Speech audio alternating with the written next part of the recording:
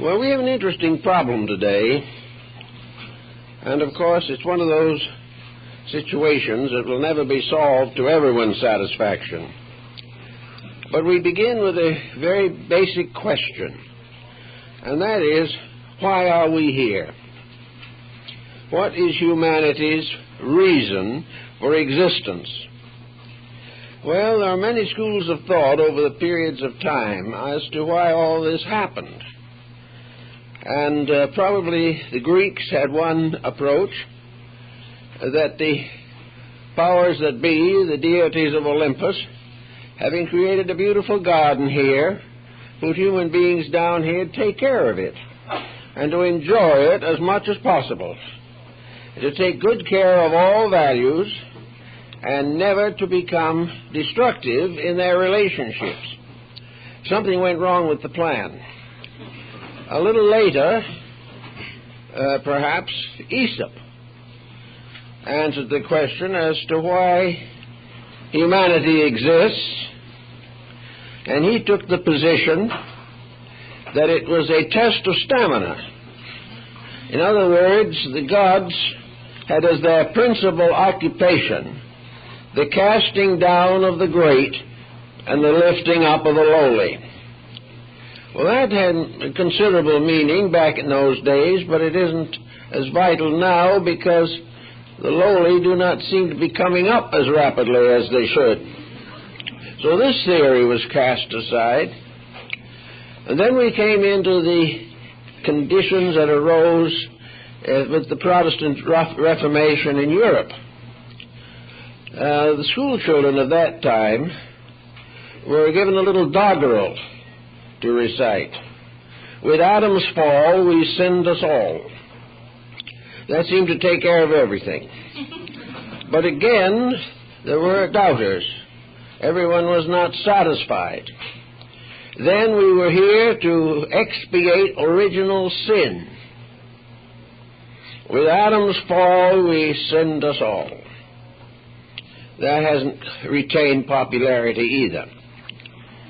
So day by day, different periods and different appointments and different philosophies have worked with the problem. Science, in a sense, has cut the Gordian knot. Scientific point of view seems to be there is no reason. And we are simply a product of a continuing failure of, we might say, the staying of the growth of humanity. In other words, as some of the friars of the Middle Ages said, the only answer to this is that everyone will stop propagating their kind, and in one generation humanity will cease and it will all be over. Well, that had attraction for some, but the outlying districts never came in. And so that was put aside as one of the speculations. So we are left with a series of philosophical and theological explanations and a scientific situation in which it is all biological, and the inevitable expansion of humanity will continue until the planet will no longer protect or carry them. All of these are unsatisfactory answers. And as far as the books are concerned, we probably never will have an answer that everyone agrees on. But we can, with a certain amount of effort, begin to examine things. And that is the reason we have chosen for a subject this morning, an invitation to insight. We must each, in a certain sense at least, solve these problems for ourselves. We must come to our own conclusions as to why things are as they are, and what the chances of their getting better actually can be considered. Well, insight is a combination of the use of resources within the individual. Perhaps the answer to it all is that we were put here to learn how to think. We're to learn how to live well, and to reform the mistakes of our own forebears and our own present errors of thinking. Insight depends upon two faculties in the human mental equipment. One is the group of faculties which are called the practical or expressive faculties of observation. We are given the power to observe what is happening in the world around us.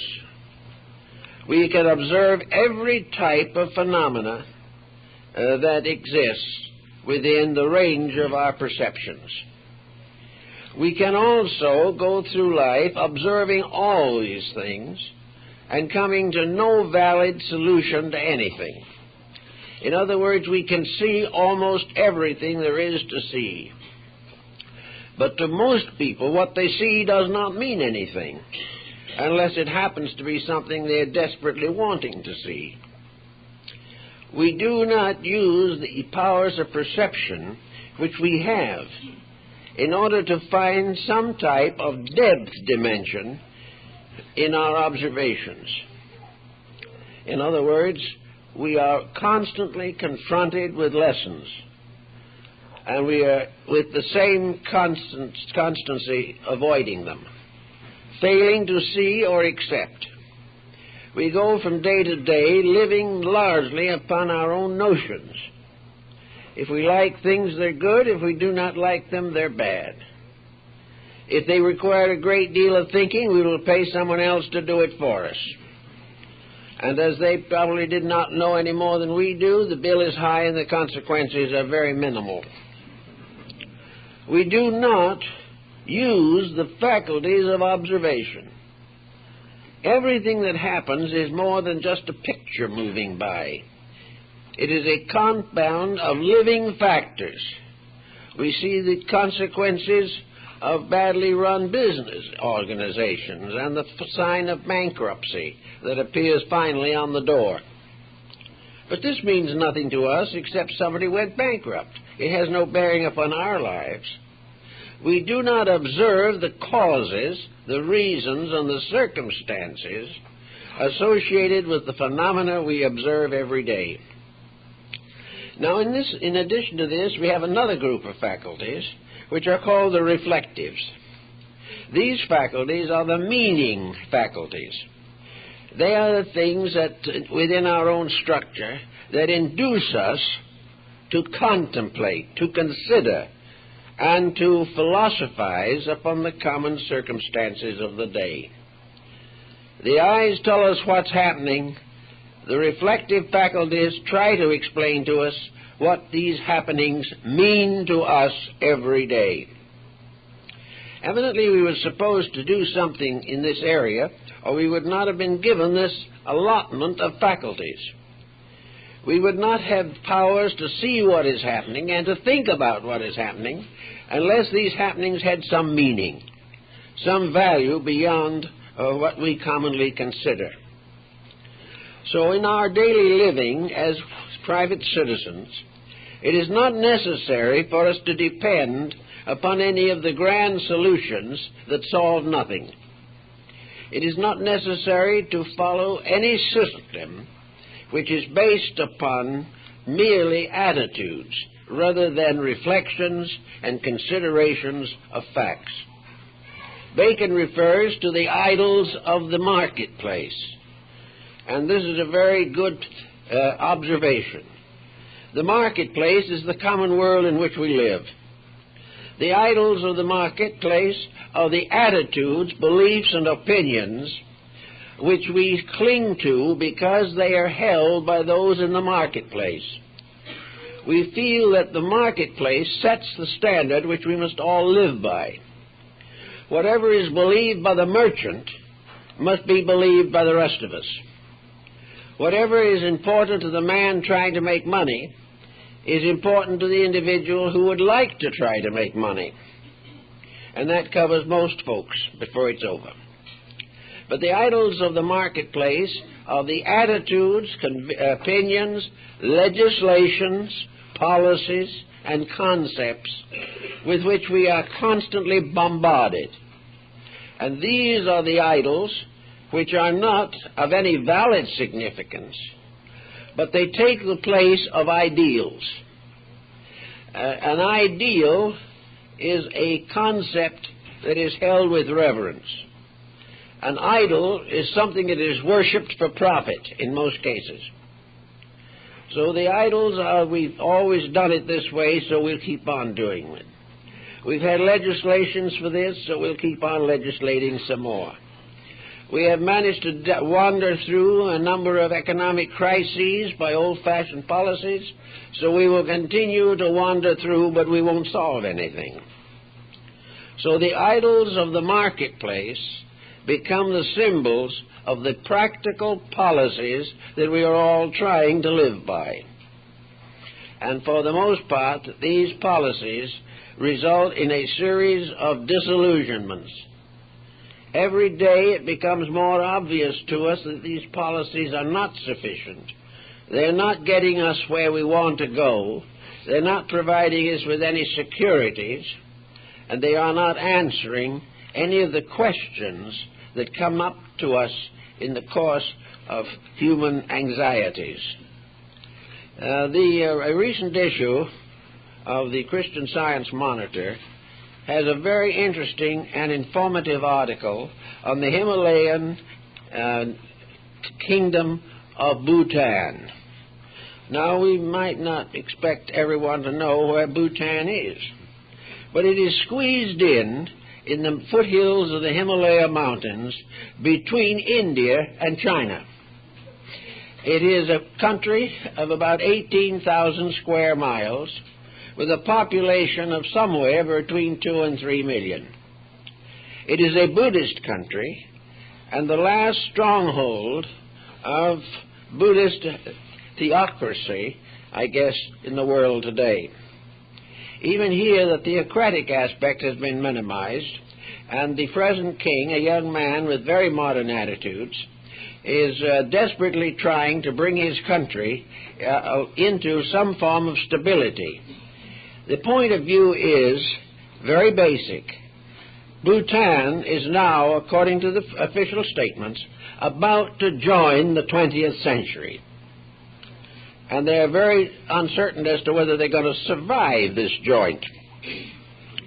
Because the moment they come into the 20th century, the Chinese have their eye on them on one side, the Hindus have their eye on them on the opposite side, and all nations with importing and exporting interests have both eyes on them. These people lived quietly in a sheltered little kingdom. They had no money to speak of, but they had no poverty, practically, because everyone was equally indigent but comfortable. They were ruled over by a rather benevolent young man who apparently was very much interested in trying to keep the country on its feet. Up to that time, it had been completely ruled by the Buddhist monks. It was a Buddhist country. These Buddhist monks still have a very great deal to say about the management of the country, but it is now a sort of a mutual agreement between the religious and secular governments. Bringing this country into the modern world is almost like bringing a newborn babe into modern society. Everyone's very happy at the thought, and with a little more serious thinking, everyone starts to worry. And this is true. To meet this emergency, the Bhutanese people have decided to open the country on the India side and are building roads.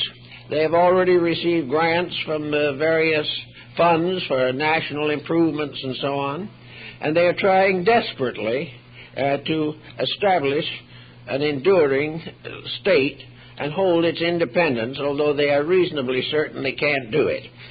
But at the same time, they are being led now by a very young but very optimistic fellow who is a graduate of the University of California. And he's gone back to help them plan an agricultural expansion program.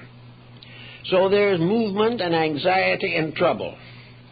And this little independent country is gradually recognizing that it is about on the edge of being swallowed up by something bigger than itself, and against which it will have no protection whatsoever. Now, this type of problem makes us wonder a little bit as to the preciousness of entering the 20th century. Very few people have found anything about the century at the moment that is truly enjoyable. We have more than we ever had before, and still want more than we have. We have bought up and taken over in one way or another many independent states, and very few of them are any better off than they were before. They are becoming industrialized, but this is presenting them with another problem. When everybody produces everything, who buys? When we put all the machinery somewhere else for somebody, and he starts manufacturing the goods, who's going to buy it? Can we buy it simply because we put the machinery in? We're already making more of it ourselves than we know what to do with. So all this progress seems to be under the general heading of Bacon's Idols of the Marketplace. The marketplace is world economics. The marketplace is buy, sell, barter. And the marketplace reserves its greatest benefits for those who are able to dominate on the economic level. So we sit back and we think about all these things, and we try to bring these faculties of our own minds into focus to see what we can make it mean, how we are going to interpret and understand the world that we live in. Well, one of the first things we're going to have to do is to escape from the hypnosis of the marketplace. We're going to have to begin to do our own thinking, whether it be good, bad, or indifferent. We are individuals. Each human being has the potential of improving in knowledge and insights. He has the right to fulfill a destiny which will fulfill the faculties that he already possesses. He is capable of more than he is doing. He is capable of solid thinking, but is too lazy, too frightened, or too selfish to do it. He is capable of solving at least his own problems, but instead of that, everything is turned over to governments which seldom, if ever, succeed in solving anything. Therefore, more and more survival for the individual depends upon dependence upon his own inner resources. He is going to have to know in his own mind what his job is, why he is here, and what he's going to do about it. Now, it's not a case of getting all this out of textbooks. This is one of our difficulties. This, again, is part of the story of the marketplace. Our textbooks are all geared to agree with existing policies which themselves have failed. We are being told again and again the importance of doing things as we always have done them. But gradually we wear the policy so thin that it falls apart in our hands. There is very little creative thinking being done, because there are very few people who want to do it, and there are very few who want to listen if anyone else does it. So, out of it all, there comes the important problem of taking care of ourselves, not in a selfish sense, not in an egocentric way, but we have been given at birth a body from the infinite. We have been placed here by a power beyond ourselves, and it is our moral duty to do what we can to make this gift that has come, ourselves, make this gift important to the world in which we live. It's not who is going to be the next dictator. It's not the political advancement of the individual that we are primarily considering. The primary consideration is that the individual shall reach a point where he is a normal human being. Now, we have two words that we often use interchangeably, normal and average. Normal to a philosophic thinker is a condition of being correct in the face of nature. A normal person is one who is keeping the rules of the game, the rules that are bigger than himself and bigger than any human being. Average is to try and do it as well as the next fellow does it. And if the next fellow does it badly, that excuses us from doing it the same way. Average is to be like everyone else. Normal is to be according to law, not man-made law, but divine law. Now, what is the normal state of man? The normal state of man is health physically.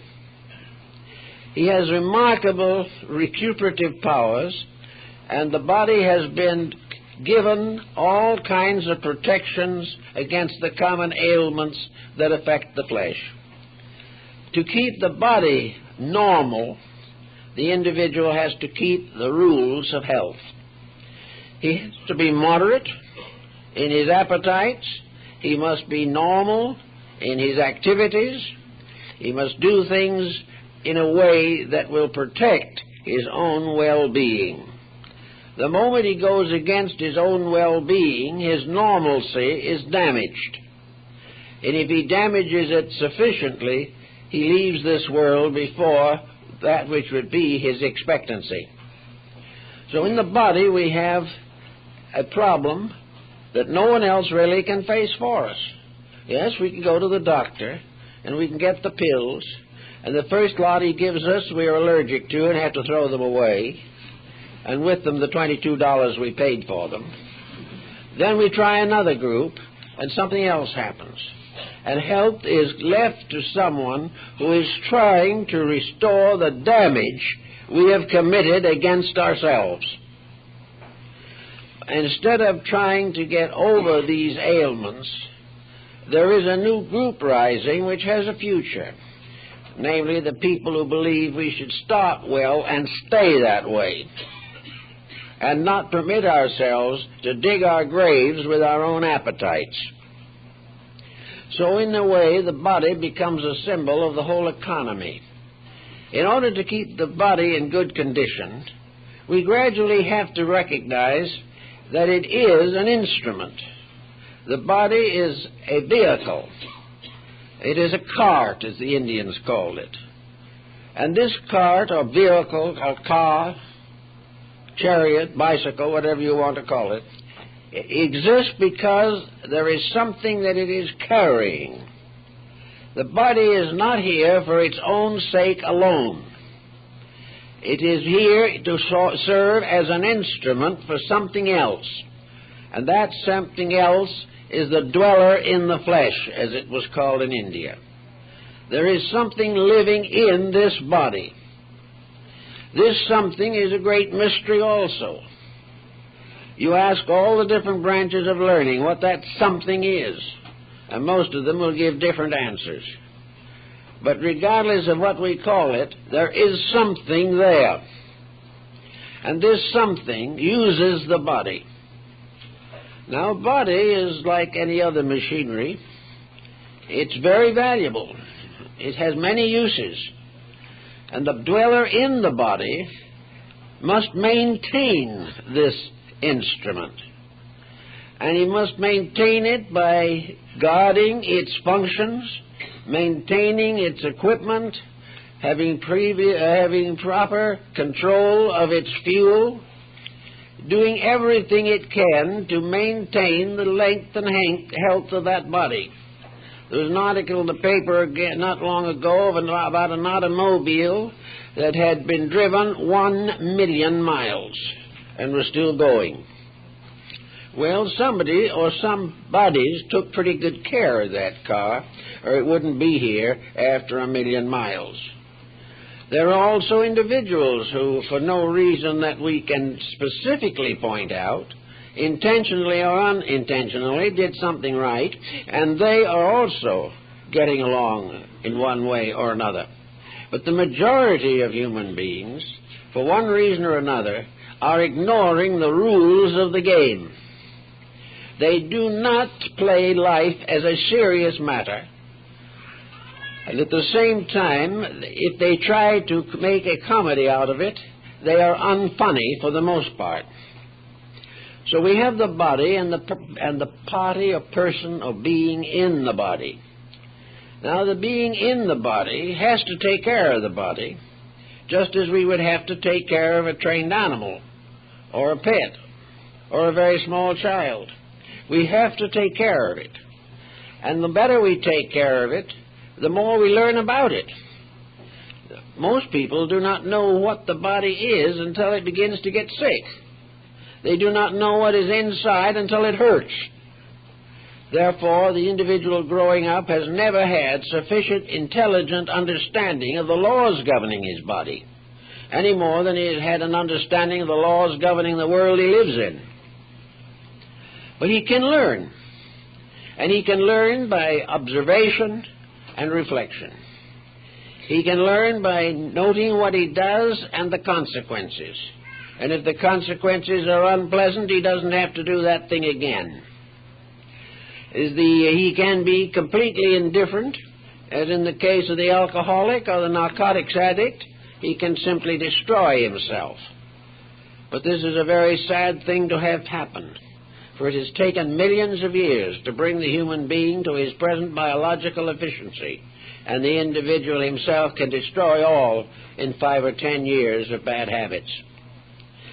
Actually, nature, therefore, has a way of punishing the body if it is not well cared for.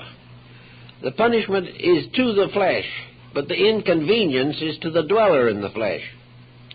The body of itself cannot really complain except through pain, but the dweller in the body can see high projects, great purposes, noble aspirations go to pieces if the body becomes ill. Now, we have another kind of body, the environment in which we live. The environment determines largely whether a body is going to be properly maintained. And what are we doing to the environment? We are polluting it to our heart's content. We are doing everything we can to gradually make the planet uninhabitable. And we go quietly on our way, absolutely indifferent, assuming, of course, that whatever does happen won't be happening while we're still here. But one of these days, it's going to happen while we're still here. So the body having its needs, the person in the body looks around to find out how to handle these needs. It tries in every way possible to improve health. And today we probably have a greater emphasis upon health than ever before in modern history. People are trying exercise, diets, nutrition, everything in the order to improve health. And this is a very commendable point of view. But pills are expensive, all these things are costly. And why improve health if the individual himself is not going to do anything with his health? If health is just simply going to allow him to drift along, making all those false decisions he did before, wasting time, and finally, anyway, descending into the inevitable darkness at the end. If health is worthwhile, it's because it helps people to do things that are important in themselves. A life of significant activity. A life in which we are not living simply to take care of the body, but we take care of the body simply because it makes it possible for us to fulfill a human destiny. So we then go on to the emotional side of life. And here we find a serious situation because at this time, apparently, humanity is largely adolescent. Here pressures and problems arise on every hand. Here hates and fears flow forth from almost every part of existence. And yet the individual, through observation and reflection, has got to put these facts in order. We've got to gradually live in a well-ordered world that we have discovered by the use of well-ordered faculties within ourselves. As long as we live with faculties that have no essential training, we're going to live in a world in which we will never notice anything that is too important. But the more we notice, the more it influences us, the better people we can become. So this has to do with the problem of insight. Insight sort of suggests inner sight, but we're not referring to a clairvoyant faculty. Insight is the result of the faculties with which we are normally equipped being used in the way they are supposed to be used, so that everything that happens has meaning, moral significance, intellectual value, and spiritual authority. Unless we do things to make these dreams come true or to live on these levels, we shall continue to maintain a kind of sanitarium which we call humanity, because nearly everyone is sick in some way. So we're going to start with a little study of insights and see what we can do with them in the time at our disposal. Insight is when you look at the thing, or when you see it happen, you immediately ask yourself, what does this mean to me? This does not necessarily follow that you have been involved in the happening, but if you have seen it, as you might see the unfolding of a motion picture film, you can always say to yourself, what does it mean to me? What can I learn that will make me a better person? Therefore, practically every commonplace incident, pleasant or unpleasant, will reveal meaning. Sometimes that meaning is that it will prove to us that we are unable to handle these activities. The moment some simple thing happens and we are angry, then something is out of control. Insight has failed. Where problems are met with despair, with tears, with hysteria or anger, the impulses, the instincts, the attitudes are wrong. Therefore, we have to try to find how integrity is involved in these occurrences. Insight would help us to benefit from the experiences of others. And if our insight is strong enough, our insight will help other people to benefit from what we can do to straighten out or clarify problems in their experience. Today we have counselors on almost every level, largely due to the fact that people are so interested in doing what they please that they have forgotten entirely to do what they should. And as a result of a series of catastrophes, they are very unhappy about life in general. But everything means something or it means nothing. It means something if you're awake and nothing if you're asleep. Therefore, a broken home calls upon insight. To most persons, a broken home is a disaster. It is. But no disaster occurs without a cause. And to find out the cause changes a disaster into a lesson. And with life all the way through, unhappy situations must be alchemically transmuted into knowledge. They must become the basis of doing it better next time. The Chinese were among the first to realize that the greatest folly of all is to make the same mistake twice. If you make it once, it may be anyone's fault. If you make it twice, it's your own.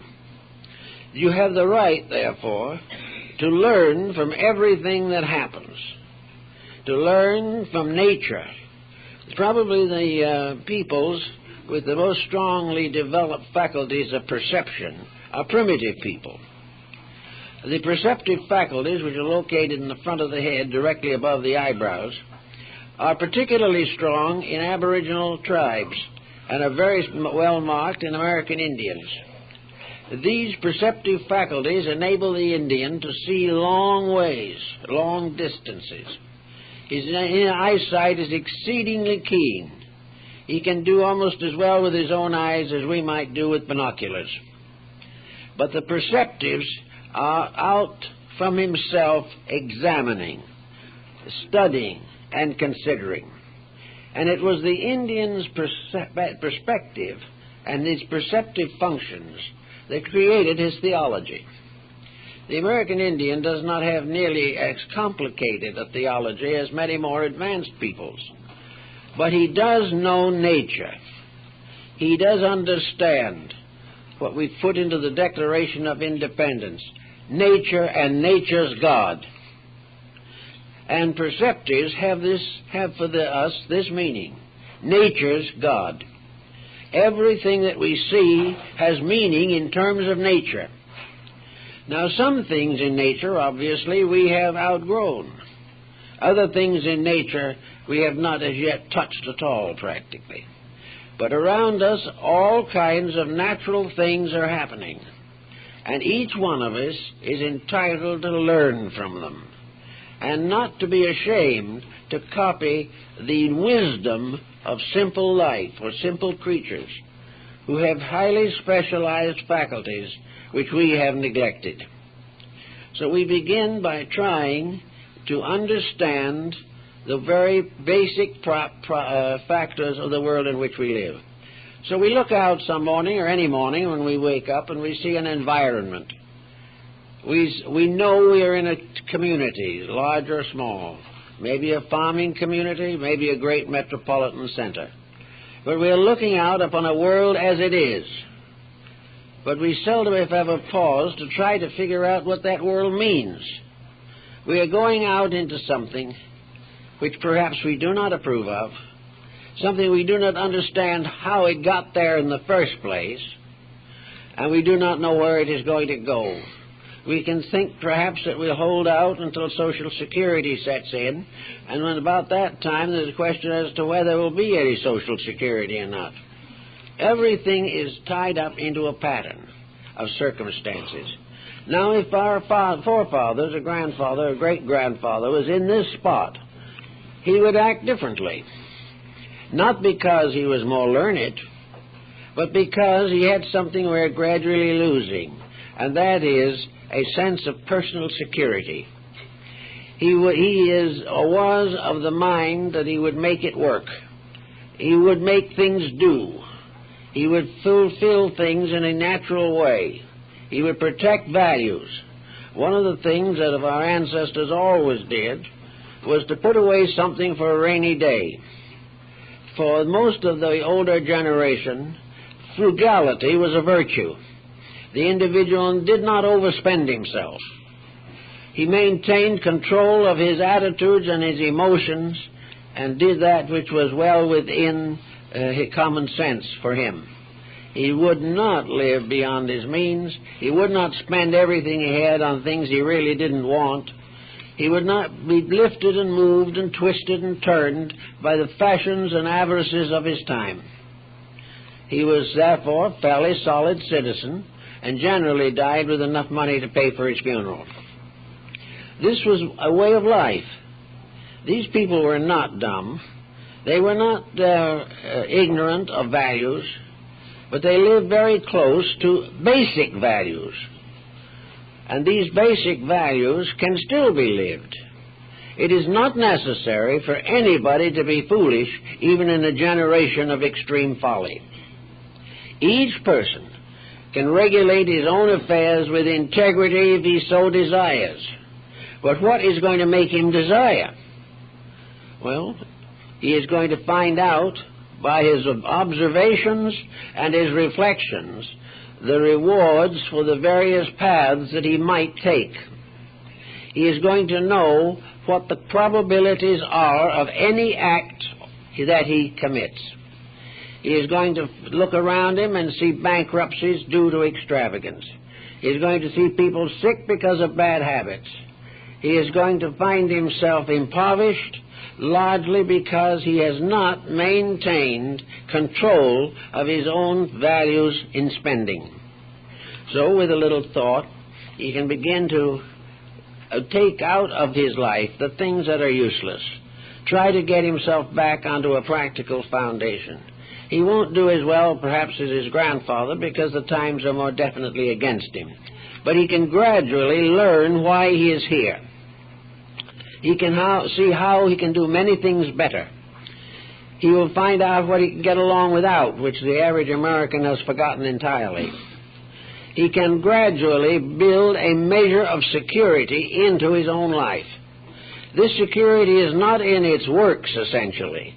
The individual is not secure simply because he can make such decisions. He is secure because he has trained the decision-making mechanism in his own mind. He has learned to control his thoughts. He has learned to judge things factually. He has gotten over the mysterious kind of ambition which enables him to void common sense at the slightest provocation. Little by little, the person gains control of his own life, and by so doing, gradually eliminates a great many of the worries and problems with which he is confronted. Another point that's important in insight and so on is the gradual elevation of the mind in the search for values. Little by little, the individual must outgrow his mistaken levels of living. He won't do it instantly. He is not supposed to do it so precipitately that he will be miserable the rest of his life. But he does begin to realize something that is becoming more and more obvious to us all, namely that there has to be something behind us that's stronger than we are. The individual can gather strength. He can be stronger than he is. But there will always be circumstances around him in which he must depend upon laws, principles, and truths that are more strenuous and more important than himself. Consequently, from the very experiences of insight, from the very testimonies of perception and reflection, the individual begins to see the dim shadow of the world deity, to discover that somewhere out there is a power that can veto any decision made by man. This is something we have not been willing to accept. We have not been willing to allow that there is something that will catch up with us when we make too many mistakes. We can make some mistakes as children and have minor reprimands, but a world, an individual, a society, a cosmos cannot break its own rules without finally receiving the big veto. Something is going to force the correction of that which breaks the rules.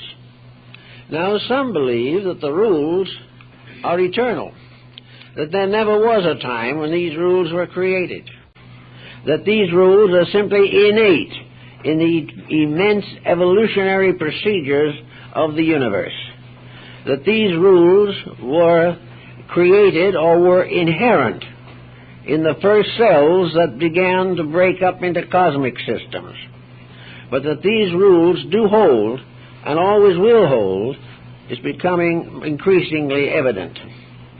There is no way in which the individual can break the rules successfully. And yet nearly everyone, out of the fact that he hasn't thought it through, is breaking more rules than he should. We are not expected to be perfect, but we must begin to take into consideration what constitutes orderly existence. Now we find this particularly perhaps in economics, where we have a tendency on the part of industries to go on forever, expanding and expanding and expanding until something happens. And the thing that happens is the big veto. One form of this veto is the exhaustion of natural resources. You can't use them when they're all gone. Therefore, nature places this restriction. If you want to last longer, conserve resources. If you waste them, you may expect that they will be exhausted and their values will be no longer available to you. Another basic resource is good, clean air. And if we pollute it too much, the veto sets in. You cannot do this and live. Therefore, the individual has to decide whether he wishes to do as he pleases and die, or do as he should and live. And a certain percentage choose death, because they would rather die than change their ways. Great industries have the same faults.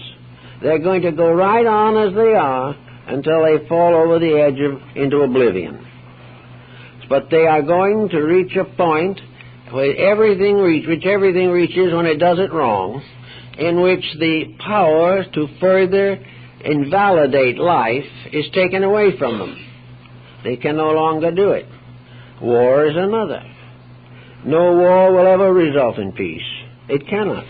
It produces only more and more misery. But war itself has a great big veto on it, too, because war demands the exhaustion of manpower, the exhaustion of natural resources, and hastens the inevitable collapse of life. In peace, we might have enough petroleum for 500 years. In a good, fast war, we could get rid of all of it in 3 months. Therefore, if we wish to exterminate ourselves, we can. But why should not those in positions of authority think a little bit about the evidence that was brought to them by their own perceptions and could be made real by reflecting upon obvious facts? One of the great delusions is to overlook obvious facts. But most people are willing to sacrifice facts for their own opinions, notions, and convictions. So everywhere the excess destroys itself. Everywhere the individual who has too much simply becomes a wastrel. A man earning a moderate salary and taking care of his family moderately can get along for a long time, perhaps. But if he is extravagant, wastes money, and overtaxes his abilities, the family can collapse in a few years. Everywhere wisdom gives permanence. Ignorance and stupidity destroy permanence. These are all facts. You can stand on any street corner and see various manifestations of them. But most of all, you realize that in all these areas, individuals, human beings, are failing to use the equipment that was given to them to help them to survive. Nature must have had a point in mind, and that point was that the human mind and its accessories were supposed to give the individual the skill to create a noble destiny for himself. He has the right. He has the power. But one by one, he has sacrificed his rights, and again he has compromised his powers. In order to get ends that are not important, he has sold his own birthright. He has sacrificed his principles for profit, either for himself or for those who employ him. He has lost sight of the fact that this world was not created as an industrial economic system. It was created as an area in which living things could grow, fulfill themselves, in which human beings could develop the potentials that are in them, potentials of incredible beauty and integrity. And we have some way kind of forgotten the whole thing. We are perfectly willing to let it drift along in this way. Now, we can't break all of the rules. We can't get away from all the pressures that afflict us. But we can make a start. We can choose what we want to do in life. We can pick a career that is suitable to us. We can say to ourselves, I want to do something that will pay me $12,000, $15,000 a year. But of course, I probably would prefer to do something I do not want to do, but which will pay me $50,000 a year. So we do what we do not want to do for $50,000. As a result, the individual is nervous, sick, unadjusted, is in danger of a broken home, develops extravagant families and spendthrift children, and out of trying to build a life upon income alone, comes to grief. Because, again, the veto is there. Anyone who worships the golden calf is going to perish with it. So the individual who makes a decision to elevate material gain over mental and emotional growth will ultimately come into trouble. And when he gets into this trouble, he swings in all directions trying to find a way out. But he cannot find the way out as long as he wants to cling to the things that cause the trouble. So many people can choose more wisely the things they want to do. And, strangely enough, as you may have noticed, it is that the decision is not as serious as you may think, because the thing you thought you wanted to do that would give you the big salary may be bankrupt in 5 years, whereas a steady, sincere occupation, particularly if it has social significance, may go on from one generation to another without end. Everything that is inflated deflates. But the long problem involving the continuing needs of humanity, this type of thing will go on. But that which caters only to the wants of humanity is in very fragile condition. Education, then, should largely emphasize the importance of the individual being himself, not in the egotistic sense, but in the sense of the varied potential within his own nature. He was put here with a job, and fortunate is the person who finds what his job really is. But he can, if he has integrities, work out some of these things, and moderation helps. And moderation is something that generally comes as a realization of the failure of excess. Moderation is something learned painfully, but it does not need to be learned that way. Moderation is to take what you can do well and can do it throughout a lifetime without undermining health or losing the friendship of your friends, breaking up your relative patterns or your children. All these things can be worked out because we were given the instruments to solve the problem. Now, another thing that the instruments nearly always seem to provide, because they are a combination of both emotion and thought, they provide a great deal of strength to beauty. They make things very wonderful, and we look around us and we see the worlds of art, of music, of drama and dance. We see the tremendous skill of architecture. We see all the grace and glory of the world. And somehow we know that all of this came out of the human soul, as Plotinus tells us in his essay on the beautiful. All the beauty in the world came out of us. That is man-made beauty. Natural beauty is still greater, but it is the service of natural beauty that creates human beauty. It is a combination of understanding natural laws and perfecting nature through art. So beauty is important. Happiness is important. The joy of living, the doing of things that are kindly and non-profitable, are more important than the great profit-sharing enterprises. And every day we find people being hoodwinked who are trying to get more than they can earn by honest and reasonable means. So the mind can settle down and think these things through. The individual who left the farm when he was 10 or 12 years old and went to the great city and made his fortune, when he's 65, begins to have an irresistible impulse to get back to the farm. And he generally does. He discovers that all these different things he went through have only helped him to realize the serene significance of the gentle life. They tell the story of an old Indian sitting in front of his hogan down in the southwest, and a young efficiency expert type of person comes along and says to the old Indian who is smoking his calumet quietly, he says, "Why don't you work?" And the old Indian says, "Why?" And the man says, "Well, if you work, you earn money." "Why?" "Well, if you earn money, you can have a bigger teepee." "Why?" "And when you retire, you can have money to rest on. You don't have to work in the later years of life. You can live in leisure." And he looked at him and says, "Me no work. Me live in leisure now."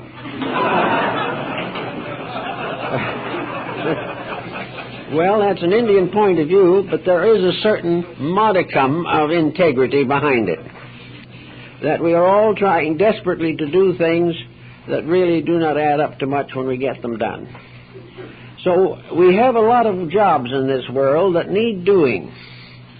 Jobs that have to do with making this a more beautiful world, to make a world that is healthier, a world that is better morally and ethically. And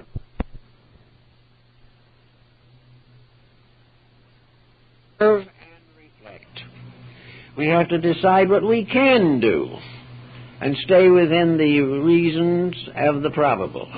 Now, one of the things we should not do, but which we nearly always have a wild intent to do, and that is we should not try to change other people by telling them what to do. There is no successful way of reforming an individual who doesn't want to be reformed. And many people join organizations and even religions because these religions and organizations demand very little integrity of their followers. You cannot do it by talking, nor can anyone else talk you into doing it. The great question is the inner experience in yourself of perception and reflection, of knowing and seeing in your own life what needs doing, and then developing the resources that enable you to do it. Now you can go along and you can say later, I wish I'd studied a language. Then study it. I wish I could get some kind of work in which I could continue at least part-time development of my artistic instincts. It can be done if the individual wants to badly enough. In every case, it is the willpower taking over to accomplish what the mind and the emotions tell us is best for us. Now, with that combination, you cannot beat. But until it is really established, if one falters, the others fail. So it is very necessary to have the integrity to make a right decision. Now, most people do not know with certainty what is a right decision on all matters. Lots of folks are well-meaning, but they do not really know what they should be doing, and do not see just exactly how to find out. And this, of course, brings into focus one of the most important phases of human life, and that is religion. If the individual belongs to a reasonable religion, that religion will tell him what constitutes a good life. It will tell him what he should do and what he should not do. It will tell him about the Golden Rule and the Ten Commandments. It will help him to discover what the greatest minds the world has ever known have established as working principles upon which to build life career. Now, it doesn't follow that you have to believe or accept all of these different doctrines of faith. But if you look around you in society using your perceptives and your reflectives, you will find that most of these great systems of faith have stood the test of time because they have been supported by irrefutable evidence. We know, basically, that we should not kill. We know, basically, that we should not steal. And wherever we kill, we're in trouble, and wherever we steal, we're in trouble. And whether we're caught or not is not the important point. To break the principle of integrity in ourselves is to get into trouble. Many people have wandered away from their religions or compromised them simply because they've accepted the religion as a creed. Some have moved from difficult faiths to simple ones. A few have moved in the opposite direction. But the proof of that, again, is through the use of the perceptive and reflective faculties in your own constitution. It is not very long, or take very long, or very difficult to find out that thou shalt not kill is a pretty good law. You can look around you in every direction, national, social, economic, industrial, political. And destruction is not good. And the power that destroys ultimately destroys itself. So these principles can be supported not by the dogmas of a religion, but by the very faculties that man possesses within himself. He can see these things. And if he cannot see them, it is simply because he hasn't looked for them, or because he had some attitude in himself and closed his eyes when they came along. These laws and rules are obvious. and we cannot escape their inevitability. We cannot escape the importance and ability to face practically all the rules of life. Perhaps first and most of all, that we have to have an enduring faith in some great power, the power that created these things. And if you open your eyes and listen and think, you will see that the universe in which we live was not created by a fumbler. It was not created without understanding, insight, and consciousness superior to anything that we know. So whatever it was that created it and created us, it's a good idea to obey its rules, to try if possible to glorify rather than desecrate that which has been given to us. So religion can help us to put a foundation under things. But most of all, it helps us to tell what direction to look in order to find the rules working. Through the rules that are working, we can see in history, in science, in theology, politics, education, in industry. In all of these systems, the rule breakers are always in trouble. And no matter how glorious and wonderful and spectacular an area is, in the long run it crumbles and leaves everybody worse off. It is therefore possible for the individual to quietly sit down and decide in his own mind, not by the aid of the textbooks, not by political systems, not by atheistic scholars, but determine for himself what he believes about the source of his own existence. Because it's his own existence he's thinking about. It's the source of this that is of the most immediate concern to himself. Can he understand the reason for his own being? What is he? Why is he? How is he? And he has to somehow decide that type of question in order to get the power to perceive and reflect upon what is happening around him. Once he gets his rules straight and uses his faculties to observe their function in society, he is on comparatively safe ground. Many people make misstatements, but nature makes few mistakes. And whatever nature ordains, that is correct. And whatever man discovers to be the laws governing natural procedure, those laws are the safest things to stay with that we know. And it is important to keep them, and keep them every day of our lives, so that we really will do probably what we're supposed to do. We're not supposed to sit here planted on benches and chairs the rest of our existence. We are not supposed to live until we die, and then somebody else takes over. We are much more important than this, without being egocentrically important. We are growing things, revealing and releasing a power of the divine through ourselves. We are trying desperately to be the good children of the eternal plan. We want to know something about the divinity that dwells within us. We want to know how we can serve that, and how we can grow in grace and greatness, truly, by obeying the very basic humanitarian rules of existence.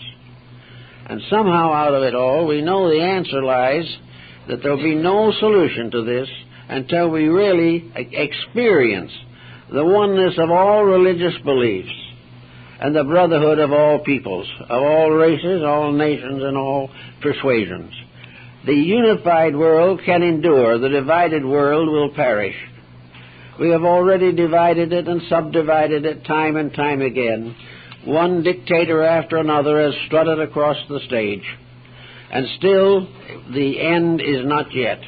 And now it seems that this mammoth process of trying to destroy the inalienable rights of human beings is going on a higher tempo than ever before. But actually, all of it depends upon a kind of subtle acceptance. The individual passing over it lightly because it's advantageous to him at the moment to make the most he can of the contracts that these situations set up. But we cannot validate this attitude. So we can become again like children. Children love everything and are always asking questions. They are always amazed and full of wonder. They are always living in a world of great potential, great possibility, and they have a strange and sometimes unreasonable respect for their elders. These children are physical children. We are mental and emotional children. We are not truly mature. When a mature person comes along, we generally assassinate them because we do not know how to handle the situation. We are still growing through a period of extreme egotism when we think we know more than there is to know, and an extreme selfishness in which we want to get more than there is to get. These factors are damaging us, and will damage us as long as we endure them. So whenever the opportunity comes for the individual to support something that is going in the right direction, this is important. If he has the opportunity to change his own point of view and be better than he is now, it is his duty. Because after all, we also like to think of something else.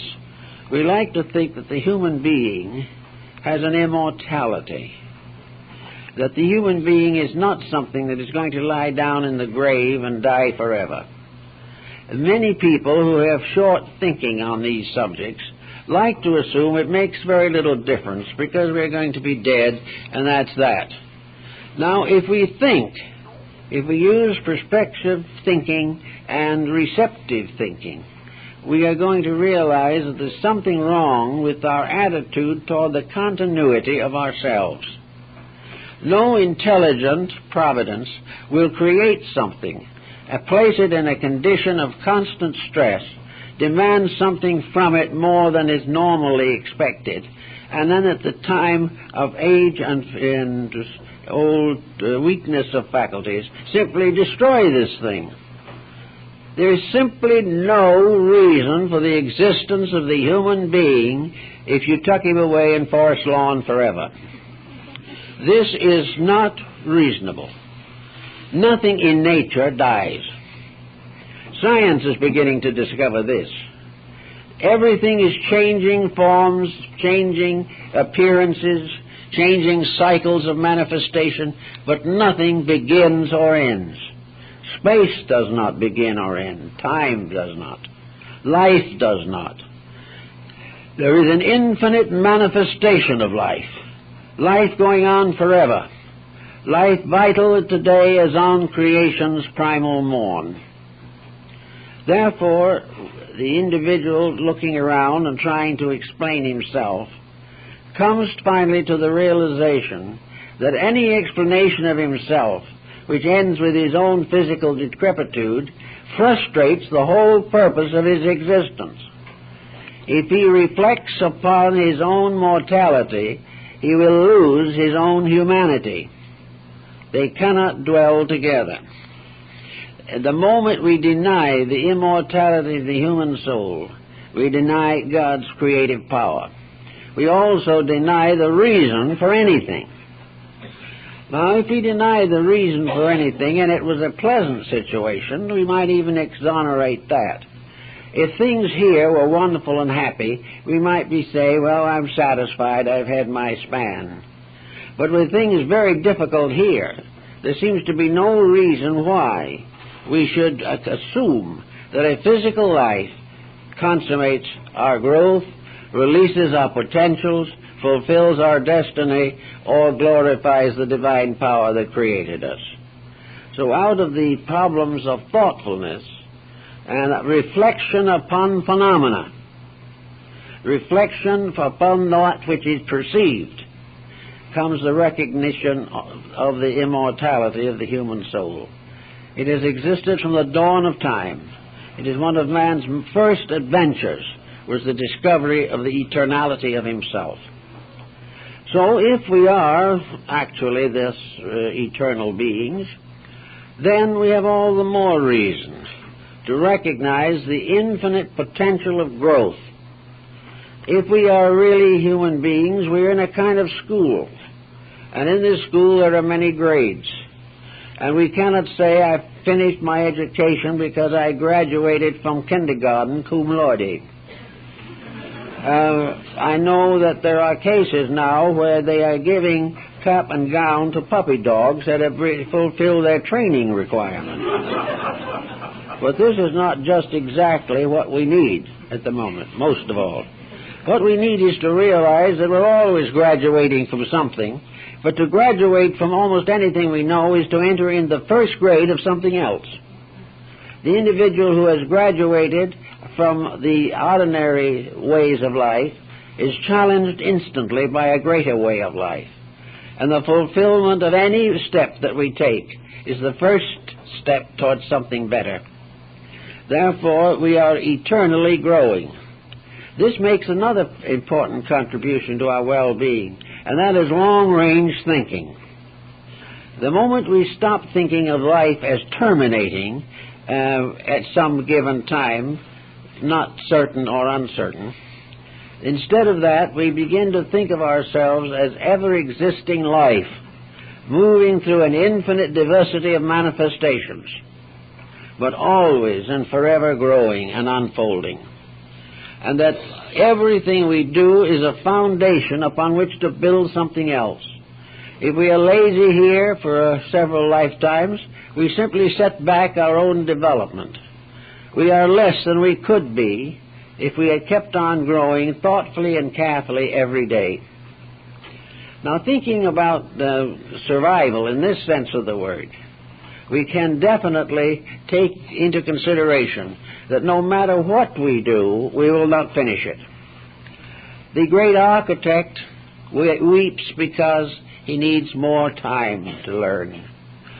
Hokusai, the great Japanese artist, wept because he could not be a great artist unless he was able to live to be 100 years, and he didn't make it. All the painters, the musicians, all the great thinkers of the world have had to lay down from their labors. They've had to put aside their tools. They've had to rest for a while. And in many cases they have grudged this interference with the infinite growth of things. But in nature, these rest periods are just as useful as the periods of labor. So when we begin to grow here, and begin to study life, and begin to take on more consideration for the values of living, this is because we are just starting on another course. We are going to use what we learn today for the rest of an interminable and unknown existence. We are going to use what we live on now as the basis of our thoughts, our emotions, tomorrow and then tomorrow. Little by little, upon the foundations that you start today, the whole future develops.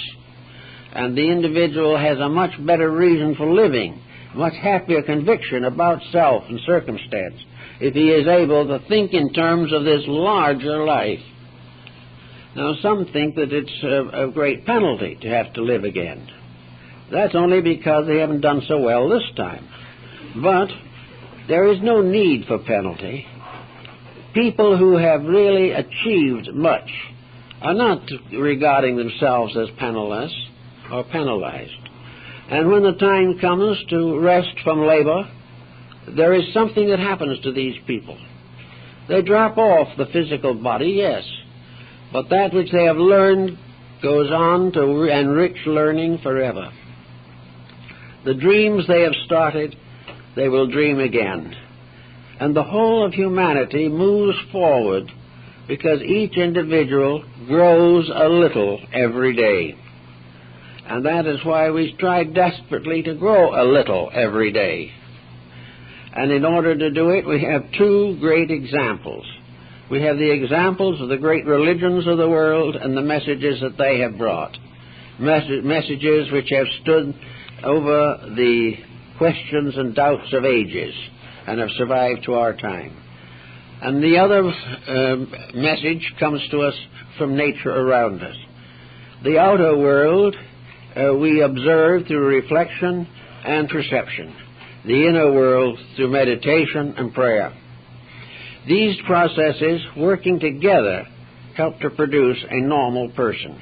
They help us to fulfill the needs and responsibilities which are making us grow toward the infinite will which we seek to fulfill. We are all just, working along in a big pattern. And every time they invent a new telescope, the pattern looks bigger. But the pattern out there isn't as big as it looks, strangely enough, because the pattern out there is not in conflict with itself. What we see through the telescope is getting along all right. It is fulfilling its purpose. We don't hear any reports coming to us of great social objections from anywhere. There is no evidence that the universe is mad at itself or anything of that nature. It is fulfilling. It is going on. And therefore, the whole story of nature, whether it be in mathematics or physics or biology, the whole story is one of law forever fulfilling itself. And therefore, and essentially, it's very simple. It is simply truth expressing itself in its own way. Man, however, is a little more complicated. He doesn't see these things. He doesn't see this clear flow of realities through the environment in which he lives. They're there, but he doesn't see them. And he cannot force other people to see them. But he can begin to discover for himself his own place in everlastingness. The Egyptians referred to this condition beyond what we know as everlastingness, that which goes on and on and on. And while most of us live here in time, we were created originally to be fulfilled in everlastingness. And everlastingness means the joy of growing forever, the joy of learning more every day, the joy of loving more sincerely and deeply every day, until finally we come to that end in which all virtues are one, and all virtues rest in an unknown but eternal power which we can never understand until we are returned to it in complete union and foreverness. But we always have an opportunity just every day to learn a new lesson. We can learn it from the neighbor and the gardener. We can learn it from the merchant and the shopkeeper. We can learn it in the car. We can learn it anywhere. There are always lessons to learn, and they all point in the same direction, that the individual must fulfill himself, must do all that he can to be that self which is locked within him. And if he succeeds in doing that and fulfilling his own proper place in the divine plan, he'll come out all right. He may have a few bumps and a few scars before he gets there, but he will realize that he is the master of his own destiny. He is the captain of his own soul, and it is up to him to start to steer this vessel of himself toward the ultimate harbor which we are all seeking to find. If we do these things thoughtfully and wisely and lovingly, we'll get along all right. Oh, thanks a lot.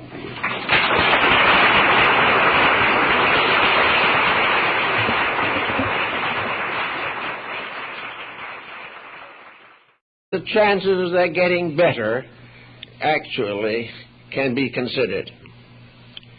Well, insight is a combination of the use of resources within the individual. Perhaps the answer to it all is that we were put here to learn how to think. We're to learn how to live well and to reform the mistakes of our own forebears and our own present errors of thinking. Insight depends upon two faculties in the human mental equipment. One is the group of faculties which are called the practical or expressive faculties of observation. We are given the power to observe what is happening in the world around us.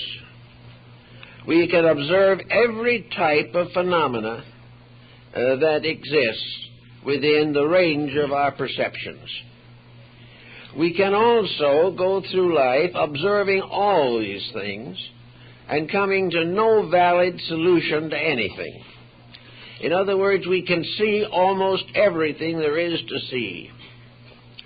But to most people, what they see does not mean anything, unless it happens to be something they're desperately wanting to see.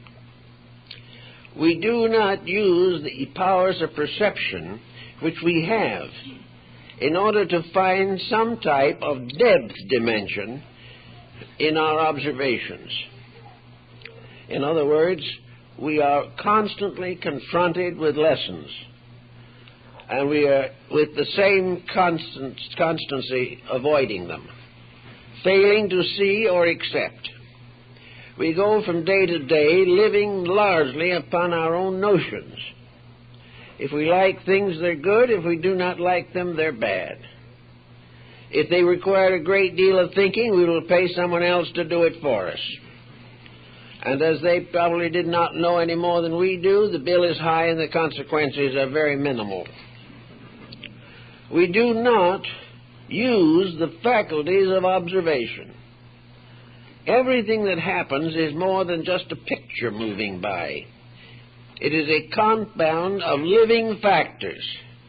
We see the consequences of badly run business organizations and the sign of bankruptcy that appears finally on the door. But this means nothing to us except somebody went bankrupt. It has no bearing upon our lives. We do not observe the causes, the reasons, and the circumstances associated with the phenomena we observe every day. Now, in addition to this, we have another group of faculties, which are called the reflectives. These faculties are the meaning faculties. They are the things that, within our own structure, that induce us to contemplate, to consider, and to philosophize upon the common circumstances of the day. The eyes tell us what's happening. The reflective faculties try to explain to us what these happenings mean to us every day. Evidently, we were supposed to do something in this area, or we would not have been given this allotment of faculties. We would not have powers to see what is happening and to think about what is happening unless these happenings had some meaning, some value beyond what we commonly consider. So in our daily living as private citizens, it is not necessary for us to depend upon any of the grand solutions that solve nothing. It is not necessary to follow any system which is based upon merely attitudes rather than reflections and considerations of facts. Bacon refers to the idols of the marketplace, and this is a very good observation. The marketplace is the common world in which we live. The idols of the marketplace are the attitudes, beliefs, and opinions which we cling to because they are held by those in the marketplace. We feel that the marketplace sets the standard which we must all live by. Whatever is believed by the merchant must be believed by the rest of us. Whatever is important to the man trying to make money is important to the individual who would like to try to make money. And that covers most folks before it's over. But the idols of the marketplace are the attitudes, opinions, legislations, policies, and concepts with which we are constantly bombarded. And these are the idols which are not of any valid significance, but they take the place of ideals. An ideal is a concept that is held with reverence. An idol is something that is worshipped for profit in most cases. So the idols are, we've always done it this way, so we'll keep on doing it. We've had legislations for this, so we'll keep on legislating some more. We have managed to wander through a number of economic crises by old-fashioned policies, so we will continue to wander through, but we won't solve anything. So the idols of the marketplace become the symbols of the practical policies that we are all trying to live by. And for the most part, these policies result in a series of disillusionments. Every day it becomes more obvious to us that these policies are not sufficient. They're not getting us where we want to go. They're not providing us with any securities, and they are not answering any of the questions that come up to us in the course of human anxieties. A recent issue of the Christian Science Monitor has a very interesting and informative article on the Himalayan kingdom of Bhutan. Now, we might not expect everyone to know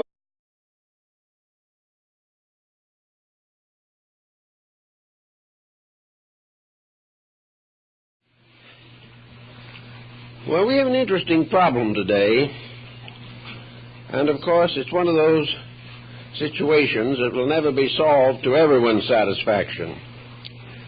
But we begin with a very basic question, and that is, why are we here? What is humanity's reason for existence? Well, there are many schools of thought over the periods of time as to why all this happened. And probably the Greeks had one approach, that the powers that be, the deities of Olympus, having created a beautiful garden here, put human beings down here to take care of it and to enjoy it as much as possible, to take good care of all values and never to become destructive in their relationships. Something went wrong with the plan. A little later, perhaps, Aesop answered the question as to why humanity exists, and he took the position that it was a test of stamina. In other words, the gods had as their principal occupation the casting down of the great and the lifting up of the lowly. Well, that had a considerable meaning back in those days, but it isn't as vital now because the lowly do not seem to be coming up as rapidly as they should. So this theory was cast aside. And then we came into the conditions that arose with the Protestant Reformation in Europe. The school children of that time were given a little doggerel to recite. With Adam's fall, we sinned us all. That seemed to take care of everything. But again, there were doubters. Everyone was not satisfied. Then we were here to expiate original sin. With Adam's fall, we sinned us all. That hasn't retained popularity either. So day by day, different periods and different appointments and different philosophies have worked with the problem. Science, in a sense, has cut the Gordian knot. Scientific point of view seems to be there is no reason. And we are simply a product of a continuing failure of, we might say, the staying of the growth of humanity. In other words, as some of the friars of the Middle Ages said, the only answer to this is that everyone will stop propagating their kind, and in one generation humanity will cease and it will all be over. Well, that had attraction for some, but the outlying districts never came in. And so that was put aside as one of the speculations. So we are left with a series of philosophical and theological explanations and a scientific situation in which it is all biological, and the inevitable expansion of humanity will continue until the planet will no longer protect or carry them. All of these are unsatisfactory answers. And as far as the books are concerned, we probably never will have an answer that everyone agrees on. But we can, with a certain amount of effort, begin to examine things. And that is the reason we have chosen for a subject this morning, an invitation to insight. We must each, in a certain sense at least, solve these problems for ourselves. We must come to our own conclusions as to why things are as they are, and what